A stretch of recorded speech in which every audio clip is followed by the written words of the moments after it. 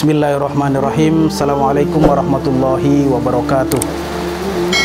Innal hamdalillah nahmaduhu wa nasta'inuhu wa nastaghfiruhu wa nastahdi wa na'udzubillahi min syururi anfusina wa min sayyiati a'malina may yahdihillahu fahuwal muhtadi wa may yudlil falan tajida lahu waliyyan mursyida. Pertama-tama marilah kita panjatkan puja dan puji syukur kita kehadirat Allah Subhanahu wa taala. Kemudian salawat berangkaikan salam atas junjungan kita Nabi besar Muhammad sallallahu alaihi wasallam, di mana hanya syafaatnya lah yang betul-betul sangat kita harapkan kelak di yaumil mahsyar nantinya. Hari di mana yaumala yanfa'u malu wala banun illa man atallaha biqalbis salim. Hari di mana tiada berguna lagi harta, kekayaan dan keturunan kecuali mereka yang menghadap Allah dengan hati yang tenang. Ikhwah fillah rahimakumullah.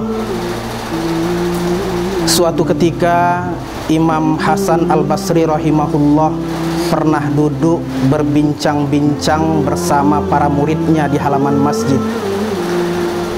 Di saat Imam Hasan Al-Basri rahimahullah sedang berbincang-bincang bersama para muridnya di halaman masjid, kemudian tiba-tiba datanglah 4 orang laki-laki menghampiri Imam Hasan Al-Basri.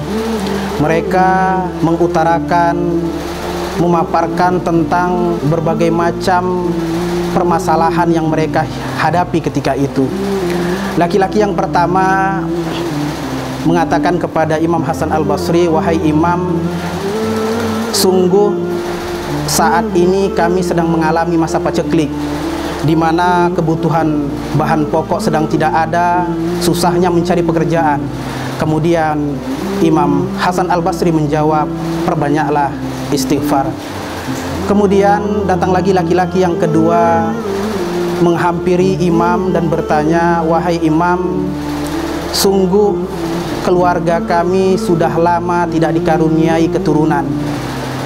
Kemudian Imam Hasan Al-Basri menjawab, "Perbanyaklah istighfar."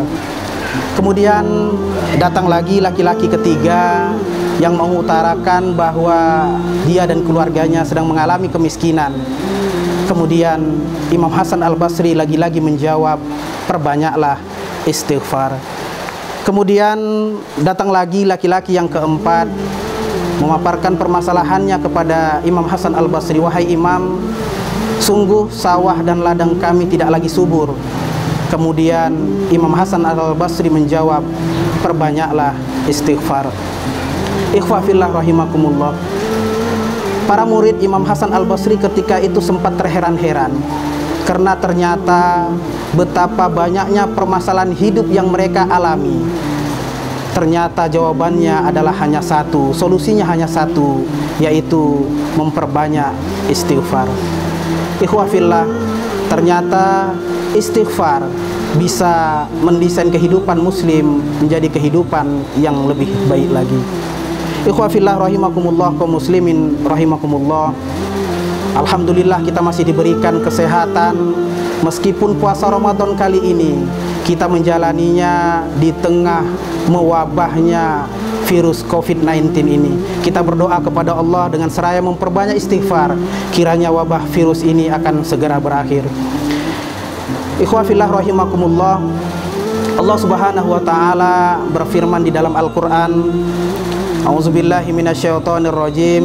Bismillahirrahmanirrahim. Ya ayyuhallazina amanu kutiba alaikumusiyam kama kutiba alal ladzina min qablikum la'allakum tattaqun." Wahai orang-orang yang beriman, diwajibkan atas kamu berpuasa sebagaimana diwajibkan atas orang-orang sebelum kamu agar kamu bertakwa. Sungguh sangatlah beruntung orang-orang yang sudah sampai pada jajaran orang-orang yang bertakwa. Kenapa? Karena orang-orang yang sudah sampai pada jajaran orang-orang yang bertakwa, maka dia akan mendapatkan ganjaran-ganjaran dari ketakwaannya. Lantas apa ganjaran dari ketakwaan yang pertama? Ganjaran dari ketakwaan yang pertama, Allah Subhanahu wa taala akan memberikan kepadanya sifat furqan ataupun sifat pembeda. Allah Subhanahu wa taala berfirman dalam Al-Qur'an, A'udzubillahi minasyaitonirrajim. Bismillahirrahmanirrahim. Ya ayyuhallazina amanu in tattaqullaha yaj'al lakum furqana. Wahai orang-orang yang beriman, jika kamu bertakwa kepada Allah, niscaya Allah akan memberikan kepada kamu sifat furqan ataupun sifat pembeda. Jadi jamaah, berdasarkan ayat ini sungguh sangatlah jelas, orang-orang yang sudah sampai pada jajaran orang-orang yang bertakwa, maka dia akan diberikan sifat pembeda. Dia mampu membedakan mana yang halal, mana yang haram. Dia mampu membedakan mana yang boleh dikerjakan dan mana yang tidak boleh dikerjakan. Jamaah, coba kita tanyakan pada diri kita masing-masing hari ini. Apakah kita selama ini sudah mampu membedakan mana yang halal, mana yang haram? Apakah selama ini kita sudah mampu membedakan mana yang boleh dikerjakan dan mana yang tidak boleh dikerjakan? Kalaulah sekiranya dua hal yang berlawanan ini sudah bisa kita bedakan, dalam arti kita sudah bisa membedakan mana yang halal, mana yang haram, maka ini adalah pertanda bahwa benih-benih takwa sudah bersemi di dalam diri kita. Tapi kalaulah sekiranya jemaah kita belum mampu membedakan keduanya, maka marilah di Ramadan ini kita kuatkan ibadah kita, kita tingkatkan amal ibadah kita, agar kiranya selesainya kita dalam Ramadan, kita bisa mencapai derajat takwa seperti yang Allah janjikan tadinya. Ikhwa fillah rahimakumullah, kaum muslimin rahmati Allah subhanahu wa ta'ala. Kehidupan sekarang adalah kehidupan yang dipenuhi dengan ghibah. Hari ini manusia tega saling bunuh-membunuh, menghardik, memfitnah demi harta kekayaan, tanpa lagi memperdulikan dari mana harta yang ia peroleh, apakah dari sumber yang halal ataukah dari sumber yang haram. Rasulullah sallallahu alaihi wasallam bersabda, "Ya'ti zamanun ala ummati mayubali ar-rajul min aina asobal mal min halalin aw haram." Wazada fi riwayah hatta yus'ala ar-rajul an ahli baitihi. Rasulullah sallallahu alaihi wasallam bersabda, akan datang suatu zaman di mana pada zaman itu tiada lagi orang memperdulikan dari mana harta yang ia peroleh, apakah dari sumber yang halal ataukah dari sumber yang haram. Wazada fi riwayah, dan ditambahkan dalam satu riwayat, sampai-sampai kepala rumah tangga akan dimintakan pertanggungjawaban terhadap keluarganya. Ikhwa fillah rahimakumullah. Kemudian yang kedua, ganjaran bagi orang yang bertakwa yang kedua adalah Allah akan mensucikan dirinya dan Allah akan ampunkan segala dosa-dosanya. Allah Subhanahu wa taala berfirman, "Wa yukaffir ankum sayyi'atikum wa yaghfir lakum dzunubakum." Allah akan sucikan diri mereka dan Allah akan ampuni dosa-dosa mereka. Ikhwah fillah, siapapun kita dan di level manapun kita berada, apapun pangkat dan kedudukan kita, setiap kita pasti pernah melakukan salah dan dosa dalam hidup dan kehidupan ini. Ibarat gading, tak ada gading yang tak retak. Kalau tak retak bukanlah gading pula namanya. Begitu juga dengan manusia. Tidak ada manusia yang tidak pernah melakukan salah dan dosa dalam hidup dan kehidupan ini. Karena itu, pandangan agama mengatakan, sebaik-baik manusia bukanlah manusia yang tidak pernah melakukan salah dan dosa, tapi sebaik-baik manusia adalah manusia yang apabila dia terlanjur berbuat salah dan dosa, kemudian dia ingat ataupun diingatkan oleh orang lain, dia segera beristighfar kepada Allah, bertaubat, kembali ke jalan yang benar dan serta tidak mengulangi lagi perbuatan yang sama. Ikhwa fillah rahimakumullah. Adapun ganjaran dari ketakwaan yang ketiga adalah Allah akan melimpahkan berkahnya dari langit dan bumi. Allah Subhanahu wa taala berfirman dalam Al-Qur'an, "A'udzubillahi minasyaitonirrajim. Bismillahirrahmanirrahim. Walau anna ahlal qura amanu wattaqau lafatahna 'alaihim barakatim minas sama'i wal ardh."